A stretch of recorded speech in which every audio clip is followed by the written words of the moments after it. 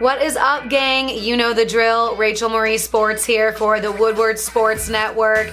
I do want to very quickly go over some of my thoughts after Monday night's loss to the Green Bay Packers.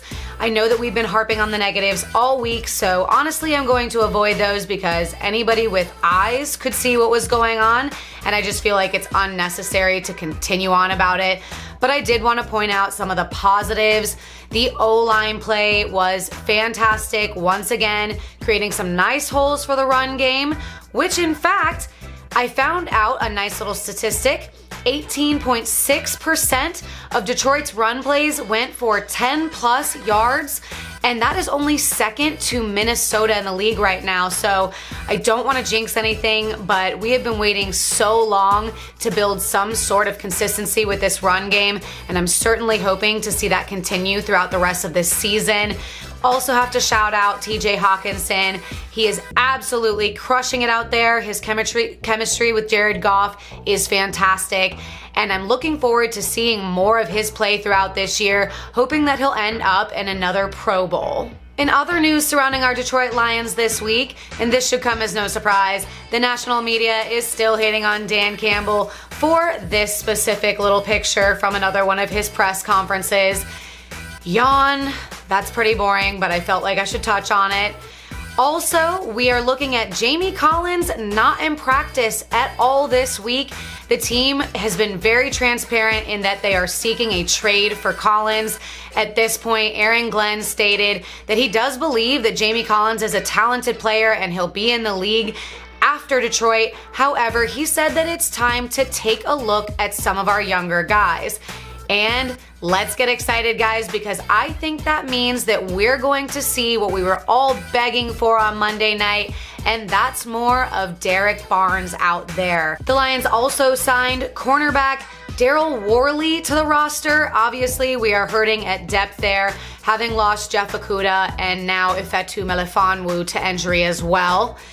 And be on the lookout, Lamar Jackson did miss a practice or two this week with a sore hip, although it is said that he should be good to go for Sunday. Which brings me to my keys to the game for this Sunday versus the Baltimore Ravens. First and foremost, and I think most obviously, we have got to figure out a way to contain Lamar Jackson if he is good to go, in fact, for this Sunday. Now, the Ravens are a very interesting running team as they have had 41 straight games with over 100 yards on the ground, and 21 of those games, they exceeded 200 yards. So it's going to be quite the difficult task, and I'm not really sure that we have the personnel to handle it, but we shall see. Second, we are going to need to utilize TJ Hawkinson, and of course we all want to see that anyways. But let's talk about how in these first two games of the Baltimore Ravens season, both Travis Kelce and Darren Waller not only exceeded 100 yards, but also scored a touchdown versus these Baltimore Ravens. So it is time to feed Hawk. Next up, we're going to have to start this run game off strong. That means that our O-line is going to have to seriously show us what they're made of. Not that they haven't in these first two games, but we are up against a pretty solid Ravens run defense. So it's going to be absolutely of the utmost importance to get this run game going in the beginning of the game and try to gain some momentum. And last but certainly not least, this defense is going to have to cover the middle of the field. We got absolutely torn up by Aaron Rodgers right up the middle last week, and Mark Andrews is going to be Lamar's favorite weapon there this week. So Aaron Glenn is going to have to game plan accordingly. Maybe Derek Barnes being out there will make a difference. As we saw in preseason, he was actually pretty good in coverage. With all that to be said, I'm going to go ahead and wrap this video up with my first score prediction of this season. I am going with Baltimore Ravens 33, Detroit Lions 24. I hate to put that kind of prediction on film, but this is a high-powered offense coming into Detroit in these Baltimore Ravens. And from what I've seen so far, our defense can just not keep up.